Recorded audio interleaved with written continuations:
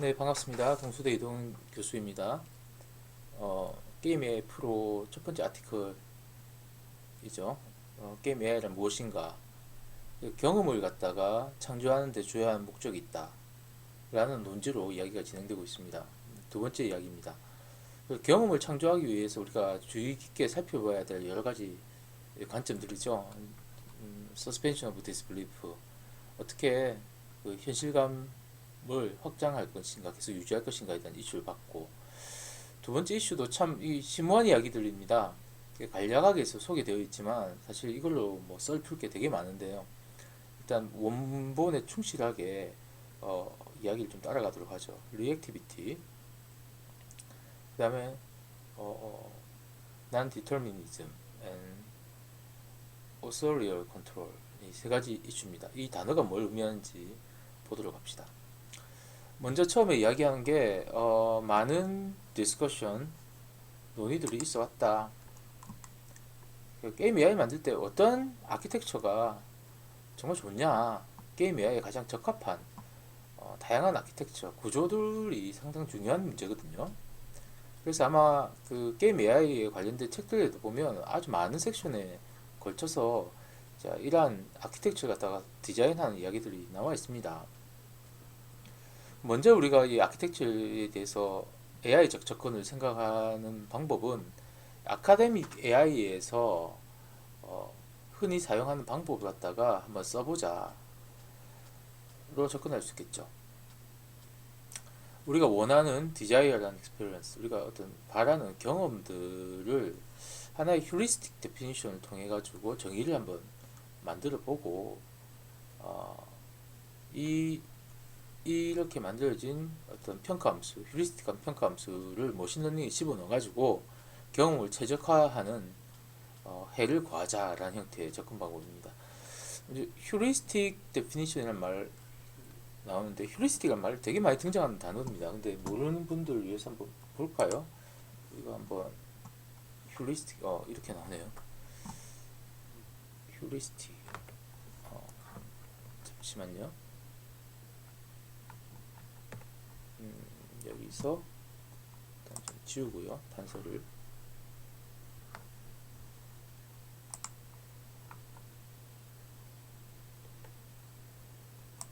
네, 마우스로 바로 전환했습니다. 제가 한번 찾아봤었는데 휴리스틱 잘 보이시는지 모르겠네요. 휴리스틱 또는 발견법이란 불충분한 시간이나 정보로 인하여 합리적인 판단을 할 수 없거나 체계적이면서 합리적으로 판단이 굳이 필요하지 않은 상황에서 사람들이 빠르게 사용할 수 있게 보다 용이하게 구성된 간편 추론의 방법이다라고 정의가 되어 있습니다. 재미가 뭐냐?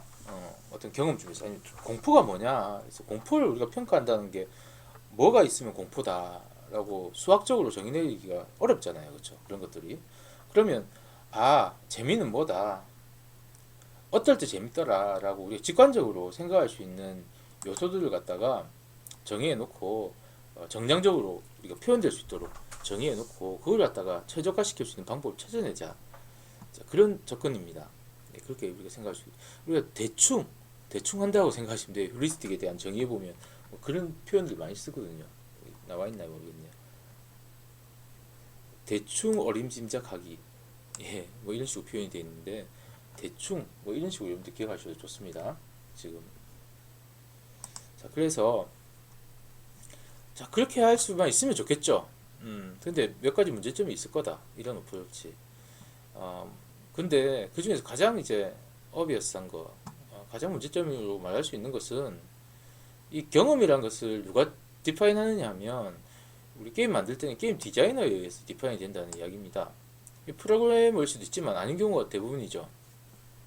자, 근데 게임 디자인은 뭘 가지고 보통 용어를 정의합니까? 이 인간의 언어가 가지고 있는 아주 애매모호하고 두리뭉실한 이 언어를 사용해 가지고 뭐 게임 디자인을 폄하하는 건 아닙니다. 언어를 기반으로 해 가지고 우리가 어떤 여러 가지를 표현하기 때문에 이거 가지고 휴리스틱한 녀석을 만들어내는 거 쉽지 않을 겁니다. 어떻게 이제 휴리스틱한 함수, 재미나 익사이트먼트나 쿨한 애티튜드나 이런 걸 갖다가 최대화시킬 수 있는 휴리스틱한 함수 어떻게 작성할 수 있겠느냐라고 지금 묻고 있죠. 그렇다고 해서 휴리스틱한 함수란 것이 불필요하다라고 말할 수는 없습니다. 실제 게임 AI에서는 이게 효용 기반 어프로치라고 부르는데 유틸리티 베이스드 어프로치, 어느 게 가장 이득이 크냐라는 것 갖다가 평가 함수를 실제로 많이 사용합니다. 이거가 등장한 그 유틸리티 함수 등장한 가장 유명한 게임이 사실 뭐 심즈 이게 나와 있네요. 심즈죠. 우리가 심즈 보시면 이제 욕망 기반 디자이어 베이스 시스템이라고 부르는데, 이거 심즈가 가지고 있는 욕망, 배고프다, 목이 마르다, 뭐 이런 욕망들 기반으로 해서 평감수를 만들어서 실제 사용하거든요. 유틸리티 기반의 어프로치라고 대표적인 예인데, 이거 사용하면 좀 보다 복잡한 디시전 메이킹에 상당히 잘 동작이 이루어집니다. 그래서 휴리스틱 함수라는 게 불필요하다라고 말할 수는 없다, 그 이야기를 지금 하고 있고요. 하지만 그걸 갖다가 뭐 뉴럴 네트워크를 돌려가지고 최적화한 것을 찾자라는 것 자체는 그 접근방법 하나로 문제를 다 풀겠다라는 것 자체는 현실적이지 않다는 이야기입니다. 또 하나 이제 중요한 이슈가 어떻게 어서리얼 컨트롤을 갖다가 유지할 것이냐라는 게 중요하다는 말이 있는데, 뭐 어서리얼 권위 있는 제어 뭐 이렇게 번역이 되는데요. 이거 어떻게 해석하시면 되냐면, 게임 기획자가 원하는 형태로 게임이 진행되도록 만드는 것이라고 생각하시면 쉽게 이해할 수가 있겠죠. 우리가 이거 보통 이제 탑다운 어프로치라고 하는데, 하향식이죠. 어느 시점에서 플레이어는 이러한 상황을 만나게 되고 여기서 아주 위기를 겪을 것이다 라는 것 갖다가 하나의 시나리오 베이스로 만들어 놓고 게임 콘텐츠를 만드는 겁니다. 일반적인 우리가 게임이 목적을 가지고 있는 게임은 다 이렇게 어설리얼 컨트롤이 아주 중요한 요소로서 작용하거든요. 어설링 하는 거죠, 한마디로. 게임 콘텐츠를. 그 AI라는 것은 자율적인 어떤 파트들이 있는데, 이 자율적인 파트들도 제어가 가능해야 되거든. 이 이야기가 아마 뒤에서 언급이 될 것 같습니다. 그래서 이게 뭐라고 되어 있냐면, AI를 갖다 감독하고 강화하는 것들이 튜닝 돼야 되고 변경 가능해야 된다는 겁니다. 왜? 그 게임 만든 사람이 플레이어가 이러한 경험을 했으면 좋겠다는 것을 확증하기 위해서는 AI를 갖다 건드려서 우리가 원하는 행위를 갖다 만들어낼 수 있어야 되겠다는 거죠. 그런데 만약에 우리가 그런 감정이나 우리가 원하는 목표를 갖다가 평가 함수로만 만들어서 머신러닝에다 위임해버리게 되면 결국은 기획자가 이제 할 일이 없어지는 겁니다. 그냥 여기서 학습되어 있는 결과에 순응할 수밖에 없게 되는 거죠. 그러면 우리가 원하는 결과를 튜닝하는 것들이 되게 어려워지는 현상이 발생합니다. AI가 우리가 블랙박스 같은 형태로 보통 많이 이야기를 하죠. 그 뭔가 학습되는 입력을 갖다가 주면 원하는 출력이 나올 때까지 뭐 학습 기반이 아닌 경우도 있지만, 자, 계속해서 학습 메커니즘이 돌아가는데, 이렇게 학습된 것들 결과로 임의의 입력을 줬을 때 원하는 결과를 클래시파이 하는 거 뭐 한다거나 이런 데 쓸 수가 있어요. 하지만 이 내부에서 미세하게 우리가 이 학습된 결과를 갖다가 조정하는 거, 튜닝한다고 합시다. 이거가 되게 어려워요. 이게 이제 아마 제가 뭐 짧은 지식이지만 전통적인 아카데믹 AI에서도 뭐 아직까지 풀리지 않은, 이걸 갖다가 어떻게 풀 것인가 고민하는 이슈를 알고 있습니다. 그러니까 어떻게 동작하는지 학습된 결과는 결국은 여러 가지 파라미터들이거든요. 웨이트라고 보통 부르죠. 학습된 웨이트 값들인데, 이 웨이트 값을 어떻게 변경하면 어떤 결과가 나올 것인가를 인간이 개입해가지고 하긴 어렵다는 겁니다. 알 수가 없는 블랙박스가 되는 형태거든요. 그래서 뭐 이런 형태의 시스템 내에서 게임 AI에서 이거 좀 아닌 것 같아, 경험을 조금 바꿔볼까, 수치를 바꿔볼까, 이렇게 통제하기가 되게 어려워지는 상황들이 연출된다는 이야기입니다. 그리고 또 하나가 뭐냐면, 우리가 통제하기를 원한다는 거와 항상 대치된 단어가 리액티비티라는 단어가 등장해요. AI가 어떤 순간에 스스로 판단해서 움직이는 자율성을 대표하는 이야기입니다. AI의 직관이죠. AI가 가지고 있는 직관, 어떤 반응적 행동이라고 생각하시면 됩니다. 내가 길을 가다가 AI가 우리가 보통 이거 A스타 알고리즘하고 아니 프레닝하는 들찾기 알고리즘과 리액티브한 행동을 보통 비교를 많이 하거든요. 어느 지점에 가야 된다.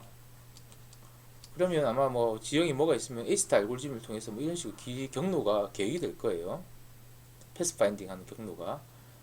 자, 그때 이 길을 가다가 갑자기 이 앞에 뭐 적이 막 등장했다. 그럼 어떻게 됩니까? 아니면 움직이는 물체가 등장했다면 이 경로 계획된 거와는 다르게 순간적으로 AI가 판단해서 이것을 회피해서 움직여야 될 거 아닙니까? 그쵸?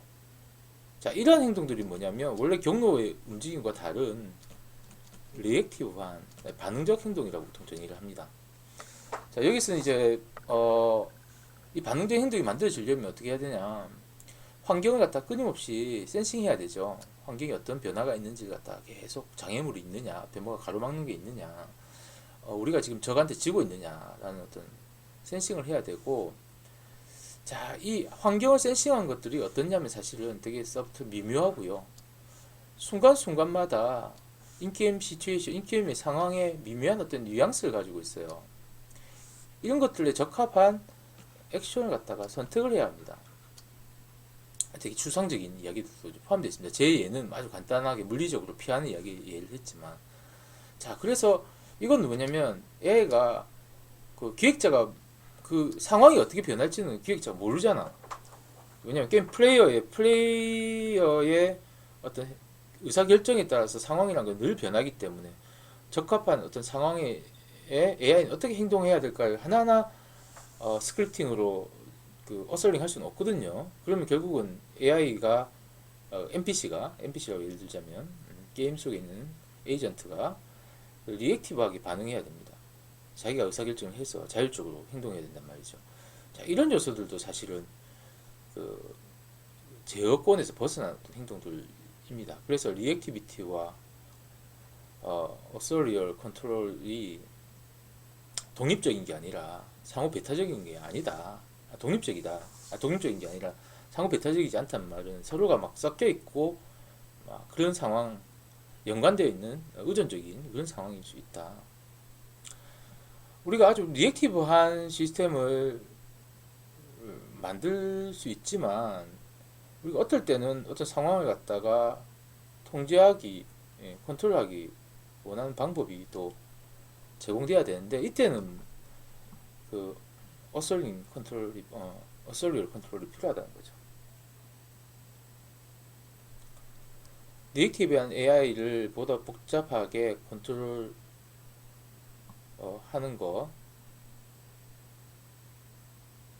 그 개발자로서 당신이 AI 디시전 메이킹을 갖다가 AI 어떤 의사결정 시스템을 어떻게 변경해야 하는지, 자, 이걸 고민을 갖다가 사실 많이 해야 됩니다.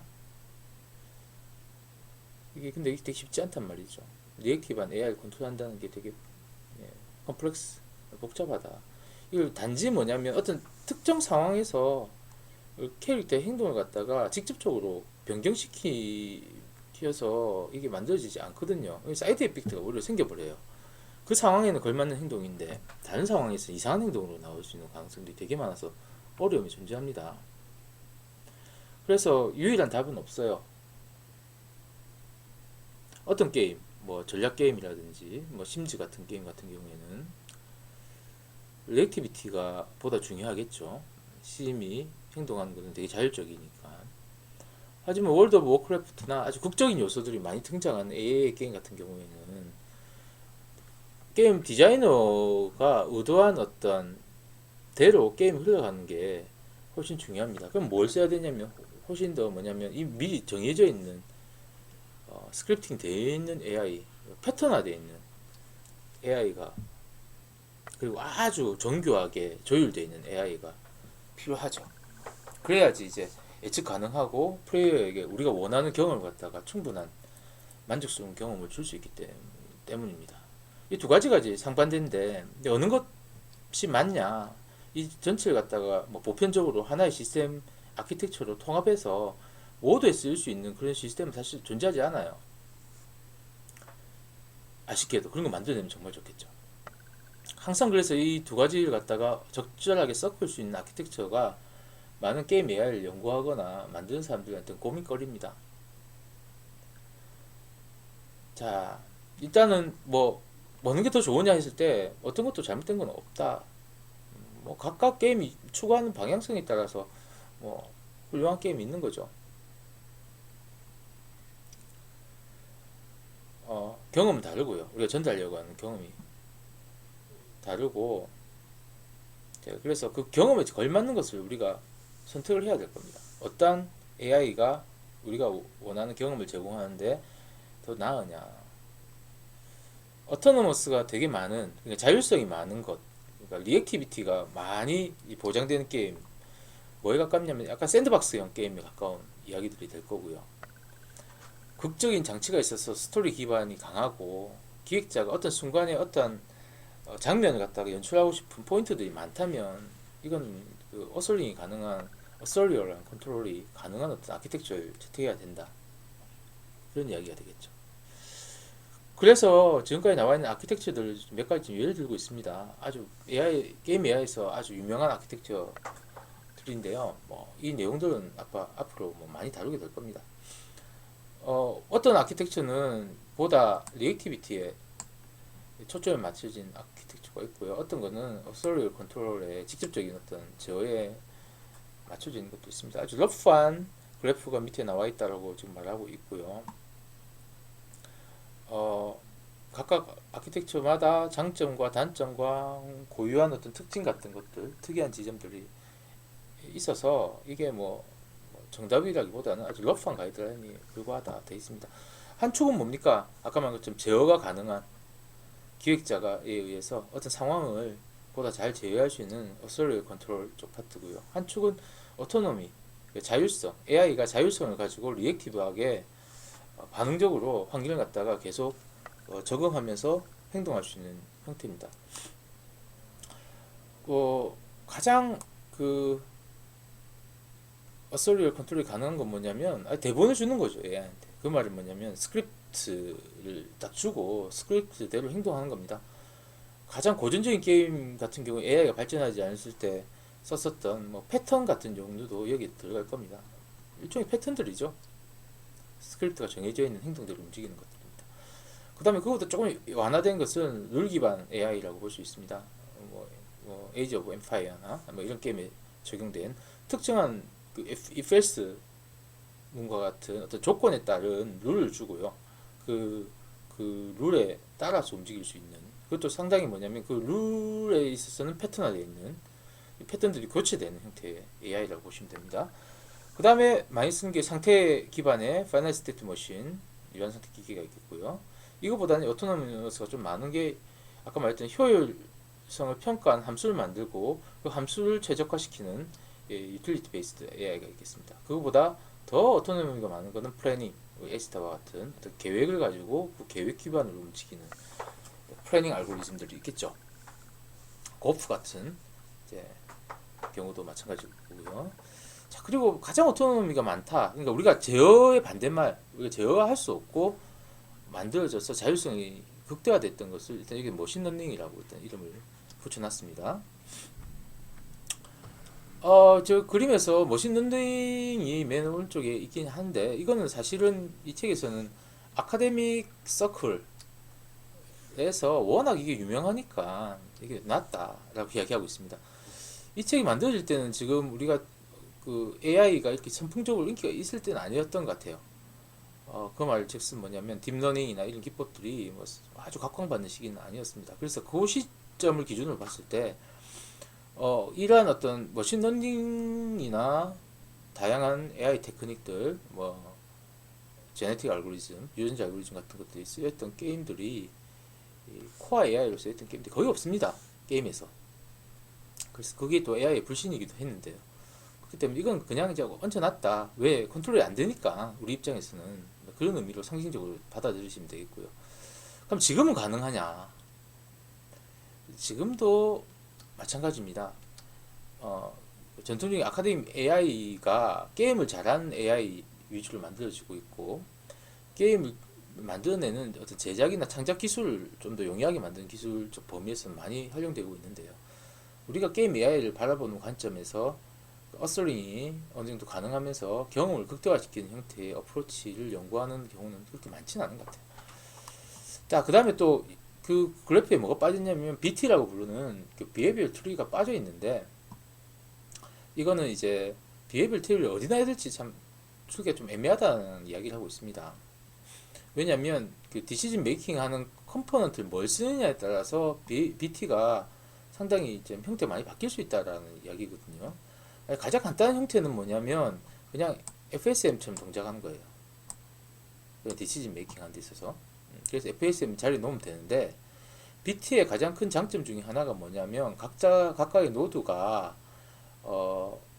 디시전 메이킹 하기 위한 가장 적합한 로직들을 갖다가 포함할 수 있다는 장점이 있기 때문에, 그 로직이, 그 아키텍처가 뭐냐에 따라서 BT는 오솔링이 좀 많이 가능한 경우 또는 오토노머스가 많은 경우 이렇게 다양하게 포괄적으로 사용될 수 있다는 이야기를 갖다가 하고 있습니다.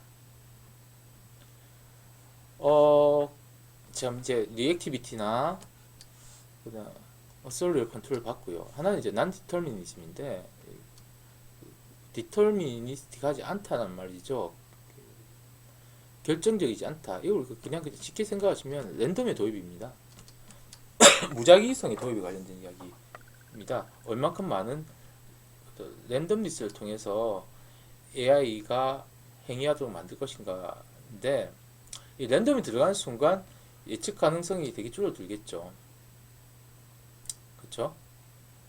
자, 우리가 랜덤을 도입할 때 주의해야 될 것은, 이 랜덤에 의해서 아주 명백하게 잘못된 행동을 갖다가 AI가 선택하지 않게 만들어야 됩니다. 그러니까 랜덤으로 선택하더라도 여전히 리즈너블한 합리적인 적정한 의사결정이 나와야 된다는 겁니다. 그럼 랜덤 쓰지 말자, 그 이야기는 아닙니다. 랜덤 많이 씁니다. 특히나 BT, 아까 말했던 BT나 유틸리티 베이스 아키텍처 같은 경우에는 랜덤이 되게 효과적으로 활용되는 예죠. 하지만 항상 랜덤적인 성향을 갖다가 우리가 집어넣을 때는 아까 말한 것처럼 이게 우리 만든 게임에 적합하냐, 랜덤에 의해서 발생되는 결과물이 게임 플레이하는 경험에 어떤 영향을 미치냐를 갖다가 잘 고려하고 넣어야 된다, 그런 이야기입니다.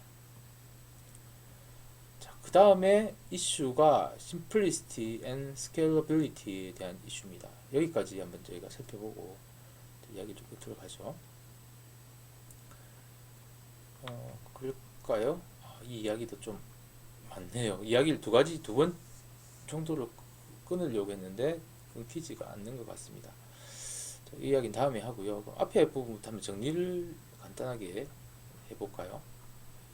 자, 우리가 처음에 지금까지 한 내용을 보면 AI가 경험, 아주 강력한 경험을 만들어내는 데 있어 쓰이는 하나의 도구일 뿐이다. 이 테크닉 자체가 리얼 인텔리전트를 추구하는 건 아니다. 맞습니까? 이런 이야기를 했고, 그거에 비해서는 필름 메이커가 애니메이션에서 말하는 일루전 오브 라이프와 같이 어떻게 현실적인 경험을 만들어낼 것이냐, 특히 그걸 갖다가 일루전 오브 인텔리전스, 똑똑해 보이는 것들에 대한 환상을 어떻게 만들 것이냐에 더 관계되어 있다, 이야기를 했고요. 그래서 그것은 우리가 이제 결국 경험이라는 말로 표현했는데, 이 경험을 어떻게 정의할 것이냐, 여러 가지 형태의 경험들이 존재하는데, 그 경험을 만들어내기 위해서는 먼저 이게 게임 몰입할 수 있는 어떤 경험으로서 경험은 창조되어야 된다. 그래서 몰입이 깨져서는 안 된다 이야기하면서 어떻게 몰입감 있는 경험, 특히 피해야 될 것은 몰입을 깨는 아티피셜 스튜피디티 관련해서 터무니없는 결과물이 나는 것들을 갖다가 피해내기 위해서는 온 힘을 다해서 막아내야 된다는 이야기를 했고, 기술이 복잡하다고 좋은 이러한 어떤 현실감을 주는 것은 아니다. 간단한 기술로 현실감을 줄 수 있고, 인간과 비슷하게 만든다고 하다가 오히려 더 인간이 아니구나라고 느낄 수 있는 상황을 만들 수 있는 형태가 많다. 그렇기 때문에 우리 기술적인 부족들은 어떤 형태로든지 플레이어가 의도된 것으로